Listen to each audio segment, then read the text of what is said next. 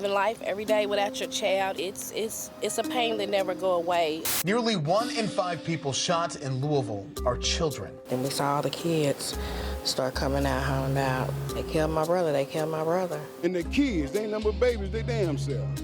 Them damn babies, killing grown people, kids. And we didn't get to have the prom pictures or the graduation pictures or throw him an 18th birthday party. This is my baby, and I can't take it. Another example of we can never bring back that young man who was killed. LMPD arrested a teenager. A 12-year-old girl has also been charged. Police arrested a teenager. Police arrested a teenager. A teenager died. That makes 4 children shot in a 24-hour period. Somebody needs to do something about this. This out of hand. Hello and welcome to Beyond the Bullets, a conversation about youth violence in Louisville. Our community is in crisis. Since 2020, 93 kids in Louisville have been murdered. 400 others were shot and survived. And young people are not just the victims. Dozens of kids are also charged as adults in Jefferson County right now. So tonight we're digging into the why, how we got here, what's fueling the violence, and how to stop it.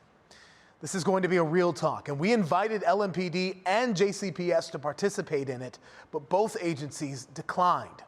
You will hear, though, from a juvenile judge and violence prevention leaders, those who have lived that street life and some who have lost loved ones along the way. We will also highlight real success stories, stories that give us hope in our community, because the goal is simple: saving lives. Our first group is all about that lived experience, and I'm going to introduce them now. Orlando Hamilton's 13-year-old brother was murdered last year. Aaron Williams was missing in the foster care system for 2 years and living in unsafe conditions, sometimes on the streets. Ariane Harris says he was 12 years old when he was first approached and started being recruited by dangerous people. He experienced the juvenile justice system and life in lockup, and now at 20 years old is taking steps to right his life. Kim Moore helps people on that journey to turn around as the CEO of Joshua Community Connectors and part of the city's group violence intervention team. And Danielle Farhart of the Office of Violence Prevention. How has violence affected you? Rolanda. Since that day of last year, and let me just say, I do wear Davion every day, so Davion is here with me. Davion Blackman. Davion Blackman. Since that day last year, our whole family's lives have been turned completely upside down. I knew I was gonna start crying. And my poor mom, she tried her hardest, she did the best that she could do, and I feel like at this moment, her mental is just not well. As of a couple weeks ago, one of the 2 people is back out on the streets. Juveniles were charged in his case. Juveniles were charged as adults.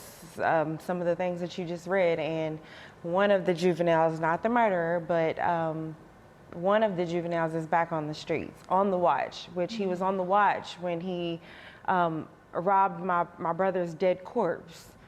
He was on the watch at that time, and he's back out on the streets on the watch again. I don't understand. But the hurt and the pain, it doesn't go away. You see this stuff on the news, you see families talk about it, but you don't know the pain that people are going through behind closed doors.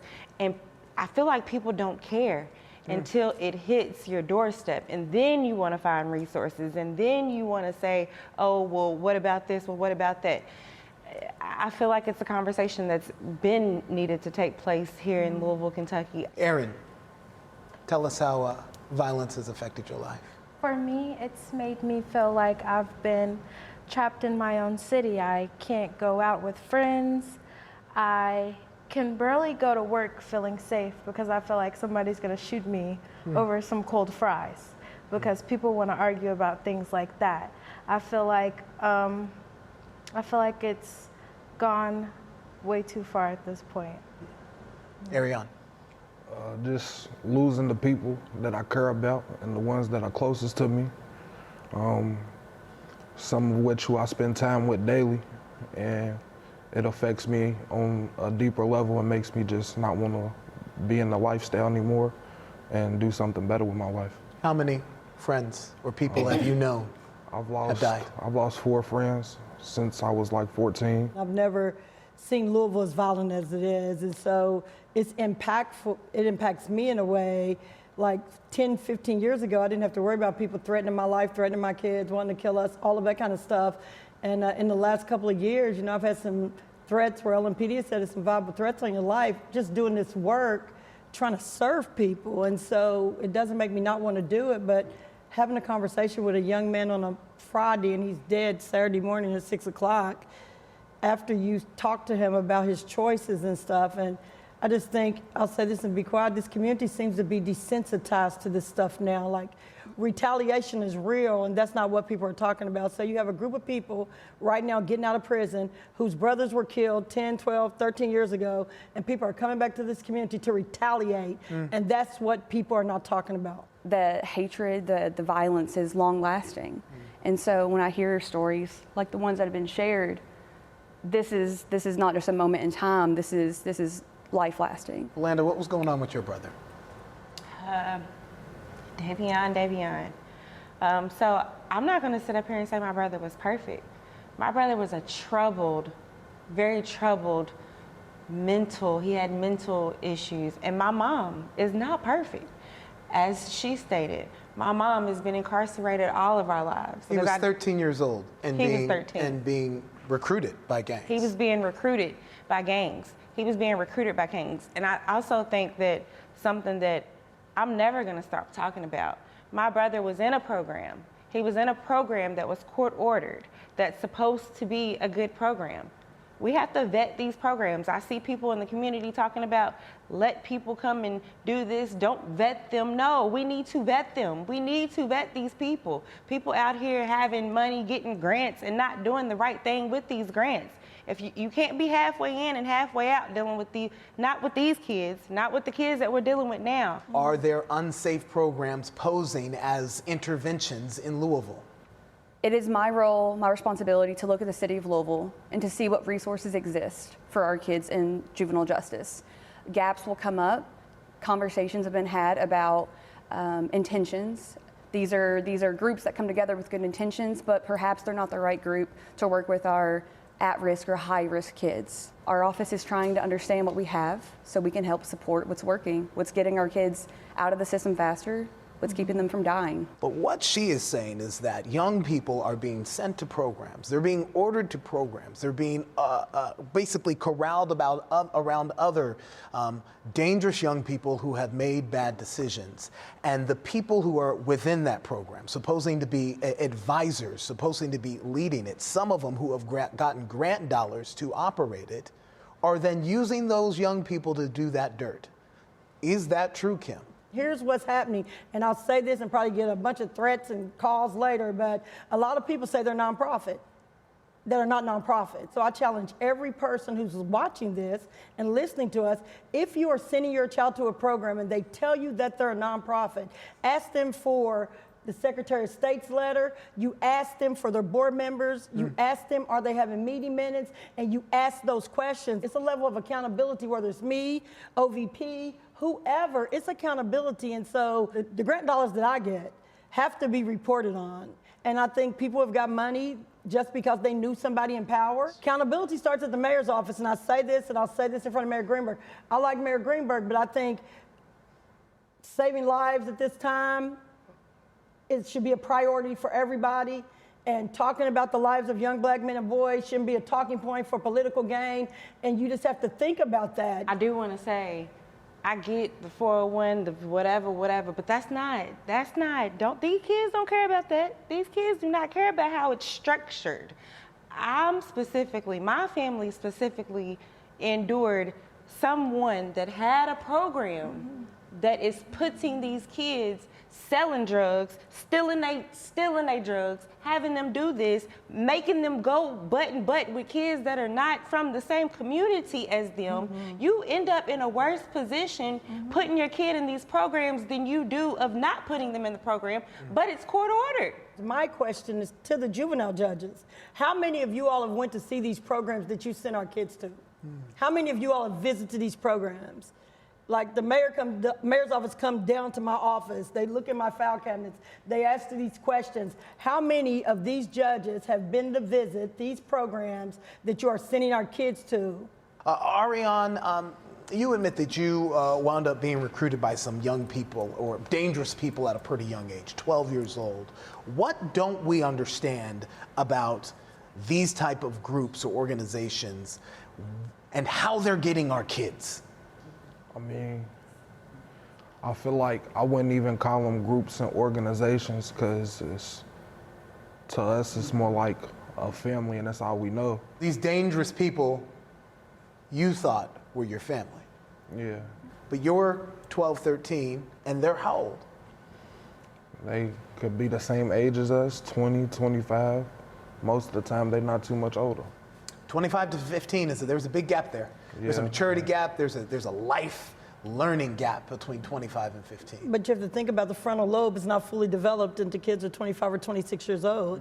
And so that's what a lot of people don't know, even though, so you send a kid to jail at 14 and he gets out at 20, really all I have is a 14-year-old, 20-year-old. So when you think about these young people and what they've learned through their community, through their peers, of how to survive too, there is a flight or flight to it. There is a survival. It's if you're not in, then you're out. And that's a dangerous place to be for a lot of these young people. This is the norm. And that's what I kind of heard from you guys was, this is your family, it's what you know. I think that's literally what you said is, this is what you know, and why would you question it at 13? Some kids literally are tired of hearing their mom complain about bills. So they go out and they try to make the money themselves. Or they're tired of seeing their parents cry. They're tired of being hungry, sleeping on the floor. So they go and they try to make that money themselves, and they end up robbing people or making decisions that aren't the best because they lack that structure. For me, my mother was a user. You know, my father was incarcerated till I was like 11 years old. So it really wasn't no one to depend on or no one to guide me and show me the right way to do things. No one told me to cut any grass. No one told me to go to the barber shop and ask to sweep. It was always, you got to figure out how to get it yourself. You can do this, you can do that, none of which were legal. I honestly took a liking to it because of getting money in a fast way. I felt like this was the perfect opportunity for me. I stopped going to school. I stayed home more. I watched my mother go downhill in front of my eyes and I could really never do nothing about it. I was being bullied really bad. I remember posting a flyer for my 16th birthday and being told, oh yeah, we're gonna shoot your birthday party up. And so I had to take the flyer down, and I had to sleep outside of Planet Fitness. So I would shower there, and I would wake up in the morning, and then go to work, of course, and then do it all over again. Anything really. I would be at friends' houses, strangers' houses. DCBS was notified that I was living with a stranger because she didn't know I was underage, but when she found out, she called the police and they were told to leave me there. This person had no foster parent training, no knowledge of anything, and they were told to leave me there, and I was admitted into the hospital, I think a week after they had left for alcohol poisoning because I drank so much alcohol, I literally almost died. I was at the highest level of intoxication. I think this was at like 13. And so I got tired of them. Nobody could do anything for me. So I found it best to find somebody who could take care of me, which wasn't the best decision. It was an older man. He was like 42, and I was 16. And I lived with him and did whatever he wanted me to do so I could survive. And as soon as I turned 18, I went out to my community. I looked for resources, and they helped me acquire stable housing. They helped me get back into school. They helped me build structure. which is what was missing for a large part of my life. And I feel like for a large part of my life, I was not living. I was surviving. So, I mean, you are the story. We're trying to get young people to Yes. turn it around just like you are. So thank you for your I feel like- courage and your bravery to share your story. And Ariane, same to you, because you're heading back to college, right? He is. Yeah. We're going to press pause right here. You guys are going to be part of some other panels. I told you it was going to be a real conversation. We will answer questions from the public coming up a little later as well. But up next, we will hear from a mother who took her 6 kids and left Louisville to save their lives. What was the breaking point, and what's life like now? That's next.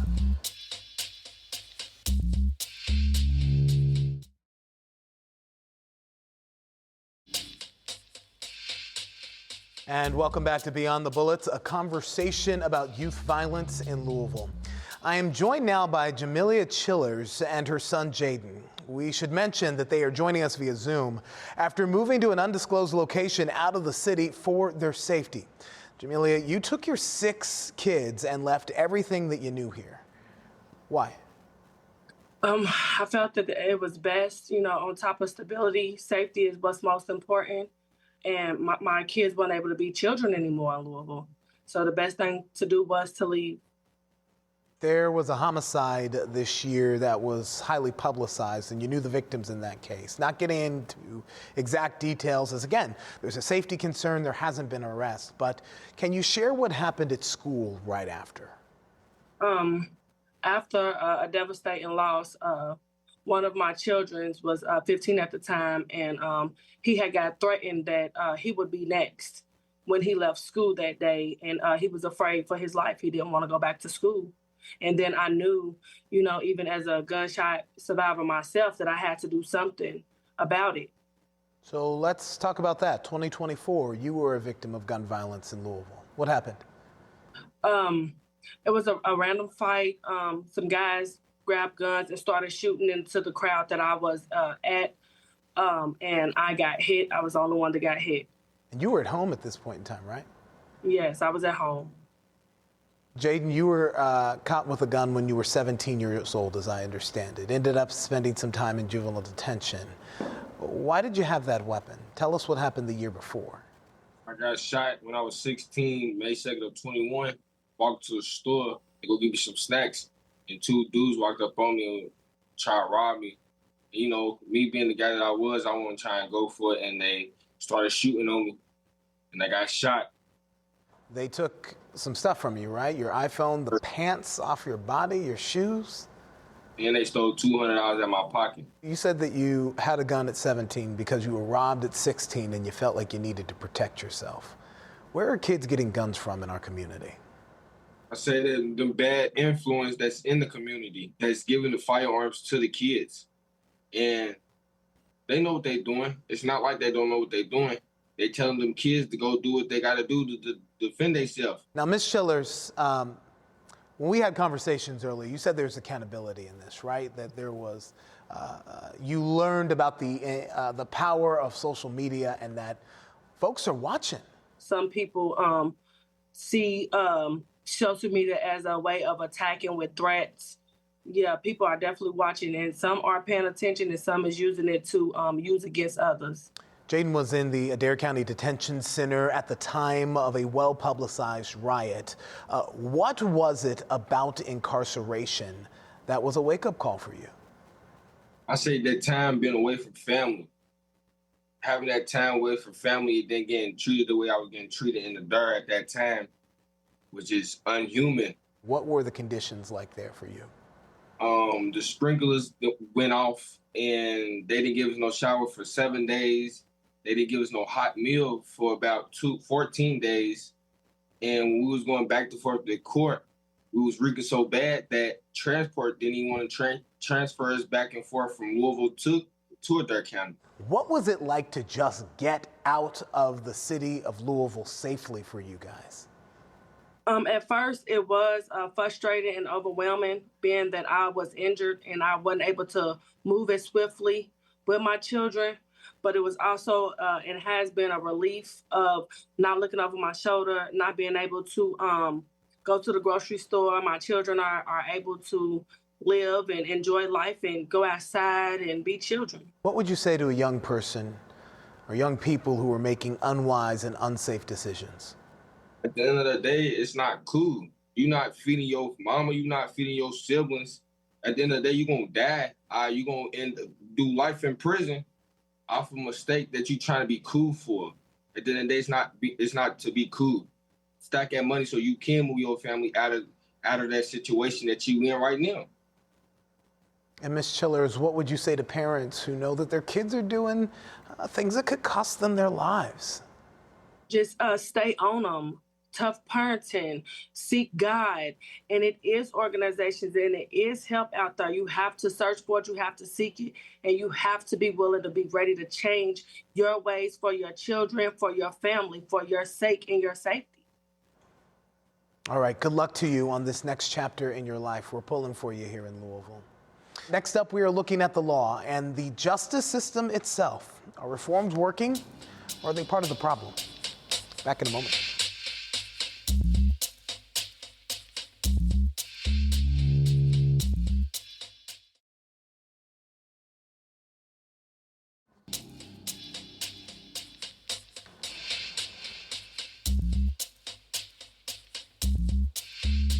Well, Kentucky passed sweeping juvenile justice reform in 2014, known then as Senate Bill 200.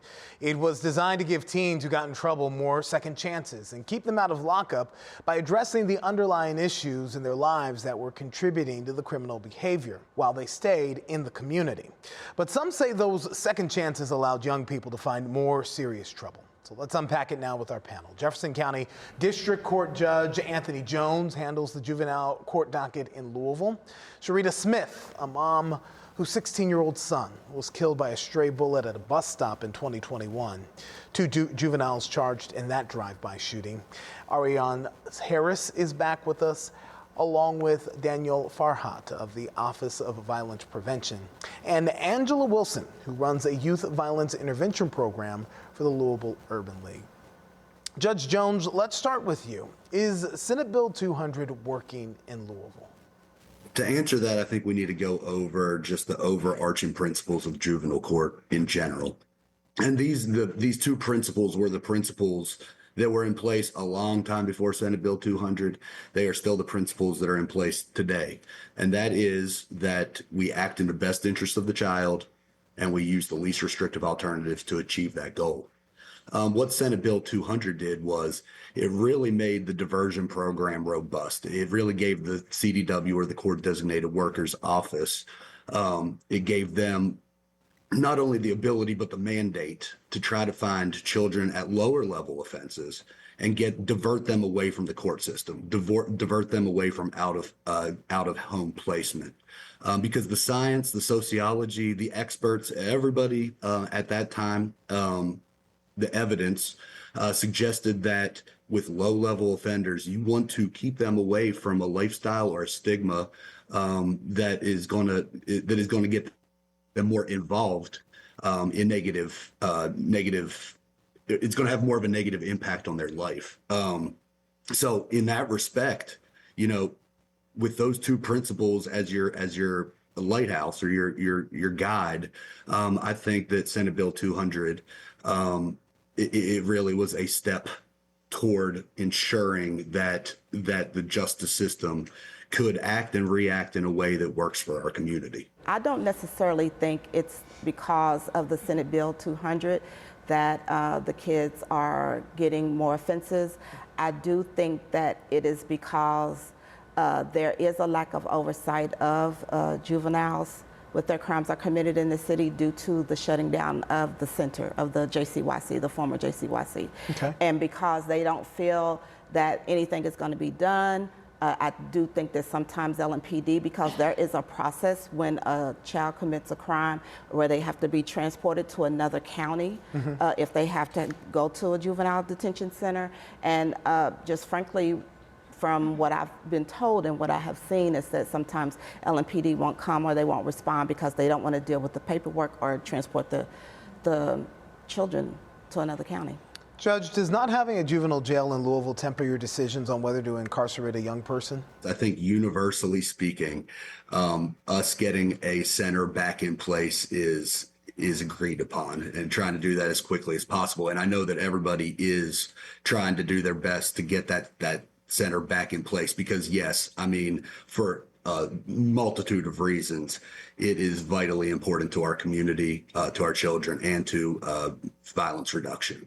And we hear families talking about juvenile suspects in shootings being back on the street or in school even days later, or someone who's even been convicted back in the community a year later or so. Can you give us perspective? Help us understand how that happens. Right now in Kentucky, if you are 15 years old or greater, if you've committed an A, B, or C felony, which generally speaking, any serious gun-related offense will be, and you used a gun, it is automatic transfer, that automatic waiver to circuit court. That is the law that is in operation right now. That is the law that is being used in court.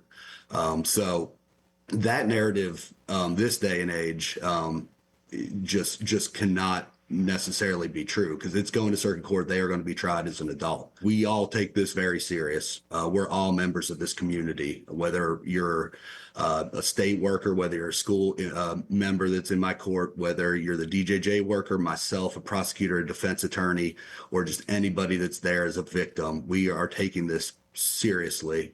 Ariane, provide some perspective. As a young person who came through the justice system, did you ever feel invincible? Did you ever have that notion, well, it didn't matter, I was a juvenile, I'm not gonna get in trouble?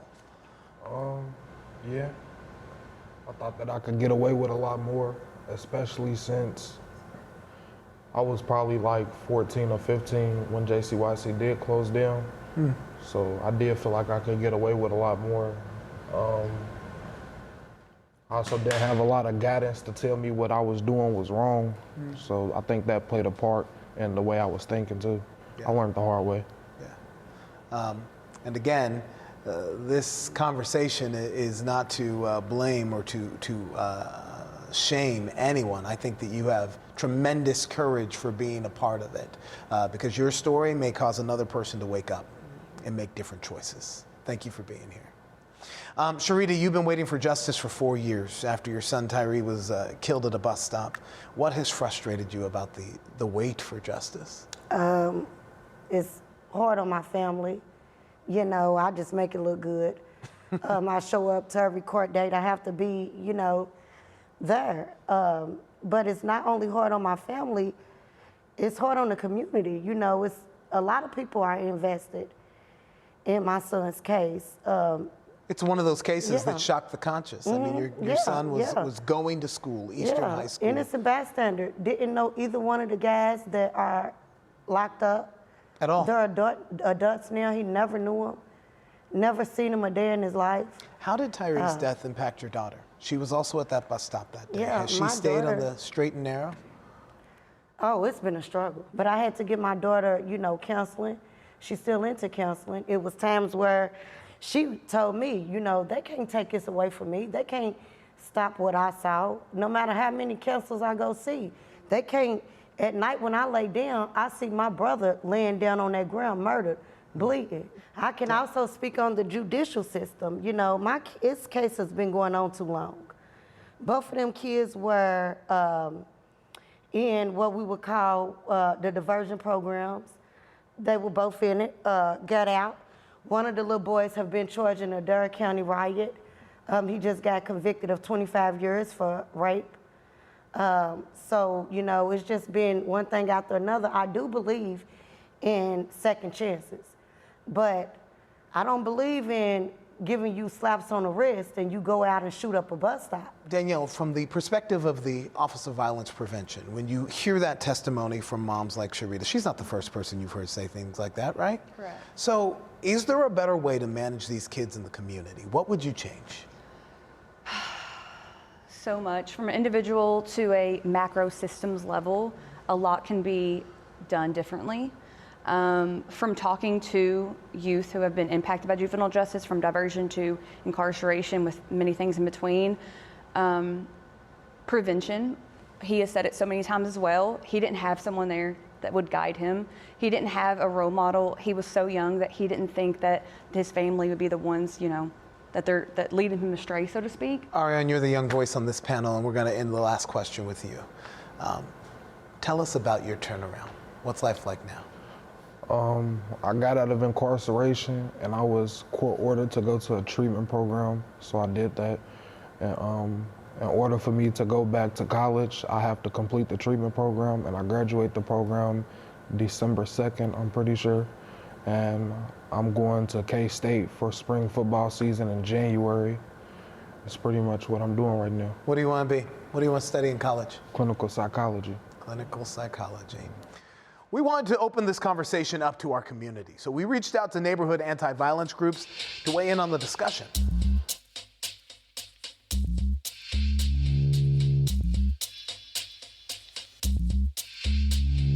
Hello, my name is Sandra Miller, and my question is, how can we improve collaborations between school, law enforcement, and community organizations to help identify and support at-risk youth to help prevent them from becoming involved in violence? So many organizations are doing this work. We need to find ways to break down those silos, continue to facilitate conversations with people doing the work, share data, share resources. This should not be a competition. We're trying to also make sure these kids live. And so we should not be arguing about money and funding. We should be arguing about better ways to support our children and our families. This is a public health problem. Hi, my name is Brittany Griffin from Junior Black Campers, and my question is, have we included the youth in the conversation about youth violence? You talk to any youth out here that is struggling, that is out in the streets, they're being in gangs, whatever that negative behavior, they want to be a part of something that is positive. They want to be a part of something that makes them look good, that makes them feel good about themselves. And we need to listen to that. We've been working with youth for quite some time now, one-on-one, to see what actually works for them, asking the youth, hey, you've been involved in this, and I would like to know in that moment of time, what could have helped you? What could have gotten you out of this faster? And the youth have been very forthcoming, and they take no issue with being accountable for their actions. A lot of times they say, I hold responsibility for what I did, but I need systems to be responsible. And I would like to think that's what I'm trying to facilitate, is our office is trying to understand what we have so we can help support what's working, what's getting our kids out of the system faster, what's keeping them from dying. We're going to take a time out on Beyond the Bullets, but on the other side of this break, we're going to talk with people who have found success, the light in the midst of darkness, so we can hear more stories of young people who are turning their life around, just like Ariane Harris. We'll be right back.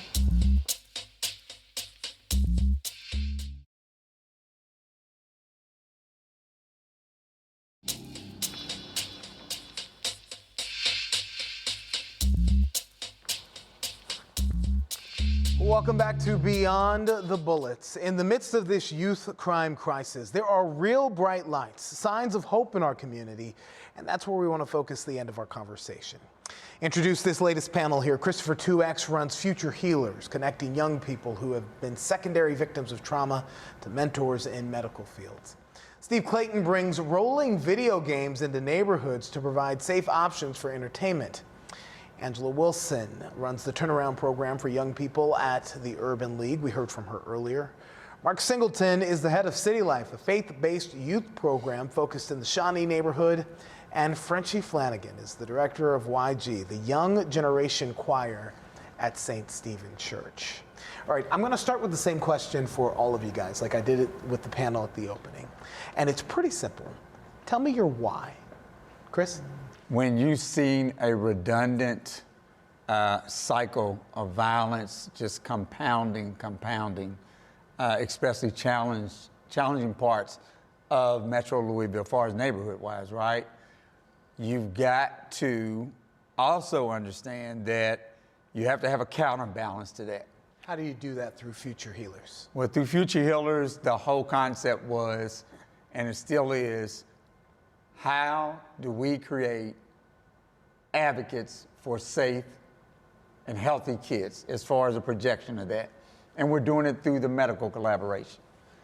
We're getting kids closer to medical professionals besides doctor-patient relationship and having them pair up with medical students and surgeons. We wanted to put kids in medical scrubs and white coats to project that imagery that nothing of what you see of us as young kids is about destruction. And if you see destruction, you should treat that like an illness. Run from it and try to heal yourself by being a part of hope and encouragement through this kind of visual imagery. Seeing is believing. Absolutely. All right, Steve Clayton, rolling video games. Tell us your why. My why is because I used to be one of these kids. You know, I used to be in the drugs. I used to be in the gangs. I've done it all in the streets. And I'm blessed to be able to tell my story through my game trailer, through my business.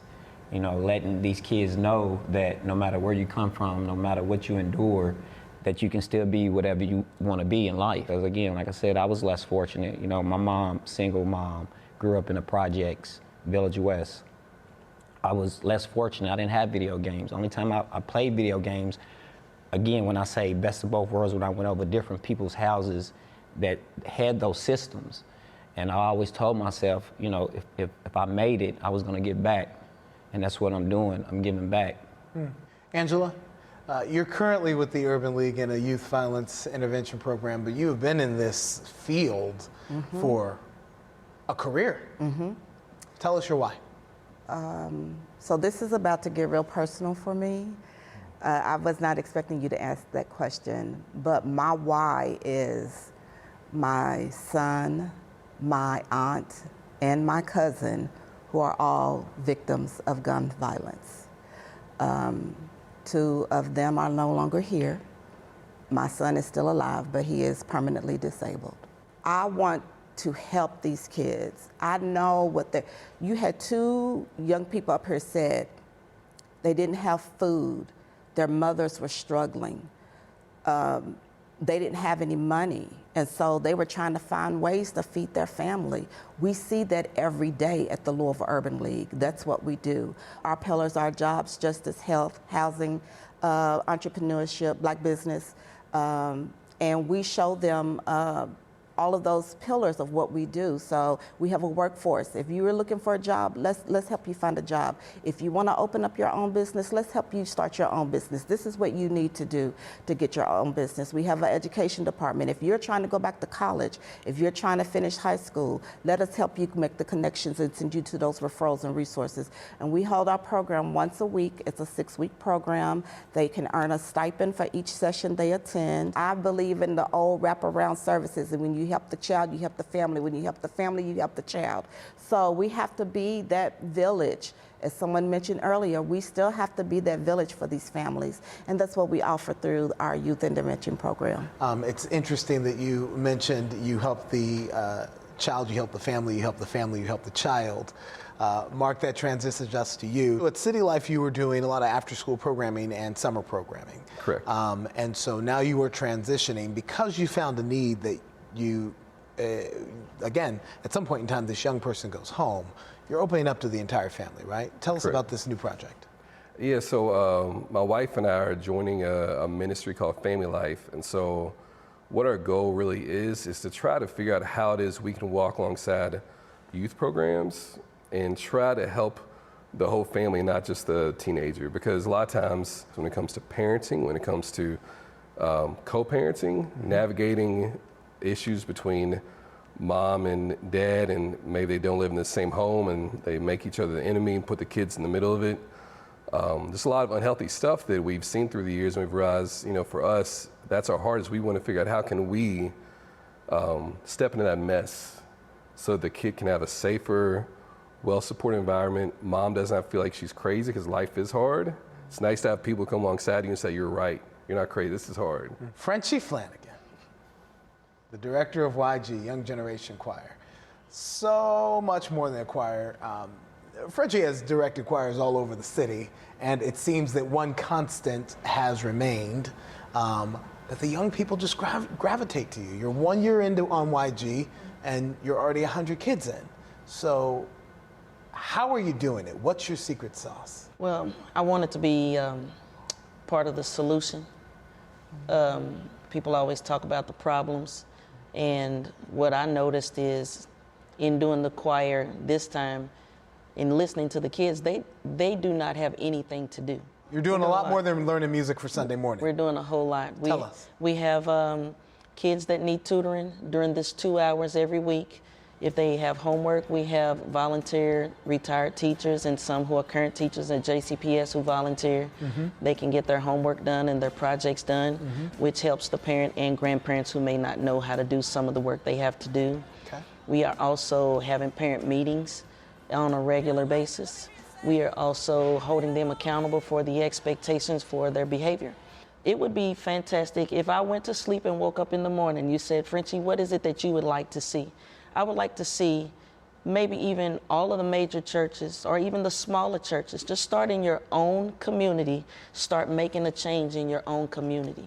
Because what I found is after you start building these relationships and you start having situations where they have to be social and they're learning the right way to be appropriate and communicate with people, then they gravitate to that program every week. They beat me to the church every week because I just feel like if we make a change with a small group, then this small group of 75 grows up to be a 75 group of good adults. And you know, Louisville's got a church on every corner, so if you can get 75 in every church, then you have started to really put a footprint, a major footprint. Each one reach one and teach one. Somebody's watching this and saying, oh, well, you only get the good kids, you only get the kids that are in church. No, no, we have all the bad kids. There are no bad kids. There are kids who have not had intentional intervention. Right. That's just what I feel like it is.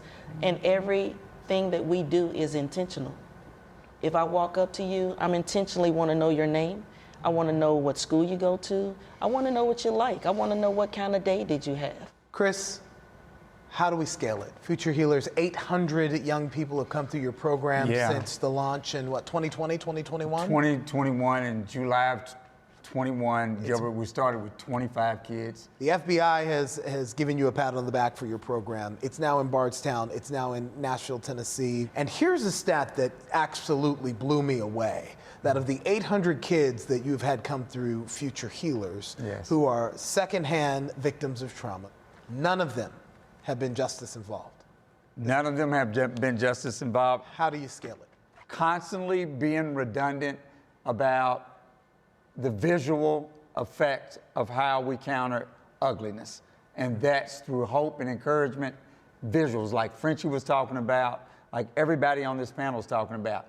They want to project these successful individuals as it relates to coming from pure hellish situations. And I think the way you keep scaling that is continuously do things to give hope and drive hope in front of them. What are we missing? Louisville doesn't lack programs. It doesn't lack programs. There are so many well-intentioned and good folks out like you guys doing the work in the community.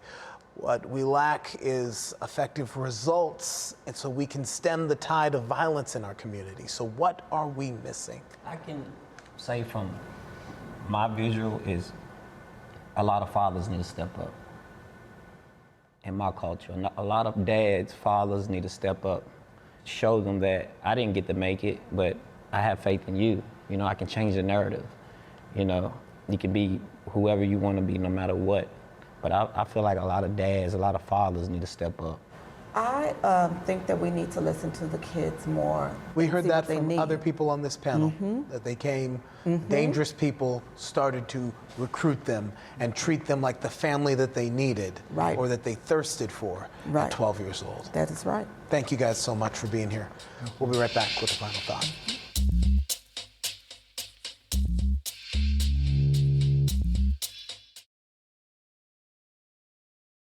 Everybody can be a great advocate for safe and healthy kids.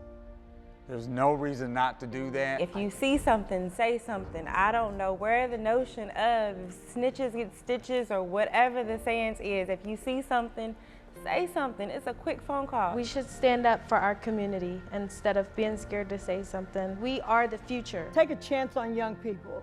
Mentor, get involved, and take a chance. You know, you live in a neighborhood and you see a lot of young boys where you know their dad is not in the house and you're a man on that block. Take it upon yourself to get to know those young men. As a parent, I would like to see more parent engagements. more parent involvement. We got to get these kids while they're young. Fathers, let's step up. And more opportunities for kids to grow and be in a safe environment. Stop divesting in the West End and do more investing in the West End. That is the highest population of youth violence, and we need to invest more. I believe in the possibility of youth being able to change, be better, learn from mistakes. Through trauma, there comes healing, and we have to just guide them in that path. We have to give them resources. We have to support and protect them. We need adults who are willing to mentor youth, and my prayer is that through this, God will put it on somebody's heart to want to mentor a teenager.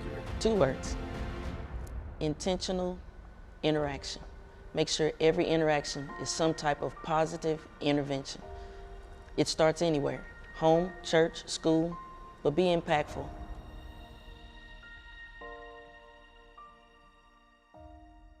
And we leave you tonight with a closing thought. Because Louisville, we are in crisis. We are losing the young people in our city. Some take their last breaths on the streets they were forced into, the streets they grew up on. Others teeter between living their lives on those streets and behind bars for the rest of their lives, all due to gun violence in this city. While many kids are forced to grow up fast to survive and have been taught that they can't call for help, we still owe them answers to their silent calls. But while they wait for that answer, another child is buried in the ground. Another parent loses their baby. Another officer is putting small wrists in handcuffs. Another child learns how to live a new life, paralyzed, blind, or with scars that we can't see. Another person is here on your television screen pleading for help. So when will we say enough? As a community, we can step up. They need our help to deter the dangers, gangs, violence, and mend the brokenness. We need to stop the bleeding. Going beyond the bullet starts here with education, stories of heartbreak, lived experience, conversations on how to do better, and those glimmers of hope. Get involved. Let's save lives together. If you're looking for help or want to help, we have links to resources on our website. Scan the QR code and it will take you to several sites connecting you to crime prevention, intervention services, and programming. Several of our panel members provided information for those who have been hurt by gun violence, those who are looking to stop living a dangerous life, and those looking to help kids who are caught in this violence. Again, this resource is now available on our website, WDRB.com. We can heal this city together. I'm Gil Corsey. Thanks for being here tonight.